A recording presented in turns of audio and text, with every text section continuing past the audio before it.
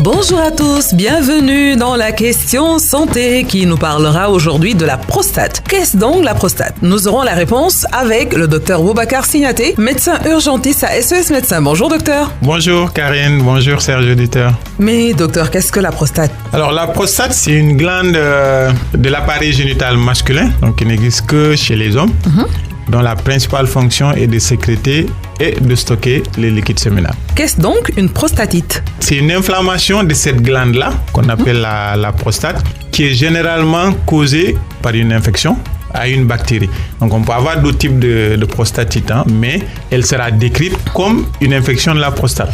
Elle va entraîner des signes d'infection, de la fièvre, des frictions et des troubles urinaires avec des brûlures lorsqu'on urine, donc lors de la miction, des besoins urgents, mais aussi des douleurs lombaires, c'est-à-dire des douleurs au niveau du dos, mais pas au milieu. Généralement, les gens disent « j'ai mal au rein ». Au rein, parce que c'est en bas. Voilà, mais ça peut donner des douleurs de ce type-là. Cette prostatite, elle peut être aiguë, c'est-à-dire survenir sur une courte période, quelques jours, ou être chronique et durer plusieurs semaines, voire plusieurs mois. Principalement, c'est une infection qui est aiguë, donc qui survient sur juste quelques jours. L'infection bactérienne peut être contractée, parce qu'on va parler aussi un peu de comment on peut contracter la transmission, par des rapports sexuels causés par une migration d'une bactérie qui remonte toutes les voies urinaires et qui va se localiser au niveau de la prostate.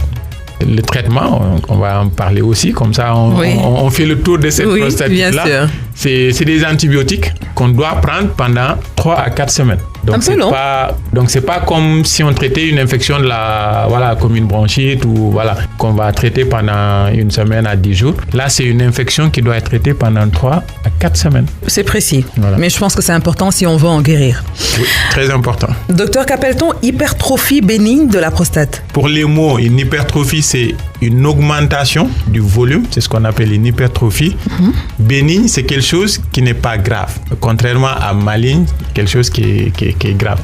C'est une augmentation de volume d'une partie de la prostate, généralement la partie haute. Donc, il y a une partie qui est en haut et une partie qui est basse. Donc cette partie-là peut augmenter de volume. Ça survient généralement chez la personne âgée, enfin pas âgée, à partir de 50 ans. Et on va dire en ce moment, 2 hommes sur 3 au-dessus de 50 ans va avoir une prostate qui va augmenter de volume.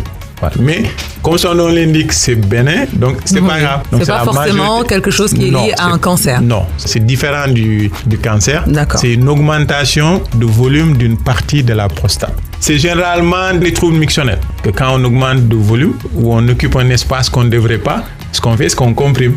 On comprime ce qu'il y a autour. Or, c'est une voie où doivent circuler les urines. Donc, les principaux troubles vont être des troubles de la miction. Ça va être une augmentation de la fréquence. Donc, on va uriner plus fréquemment que d'habitude. On va uriner en petit volume. C'est-à-dire, on va aller uriner un peu, puis revenir, puis repartir, puis revenir. Donc, ça va augmenter les difficultés aussi à commencer et à arrêter les urines.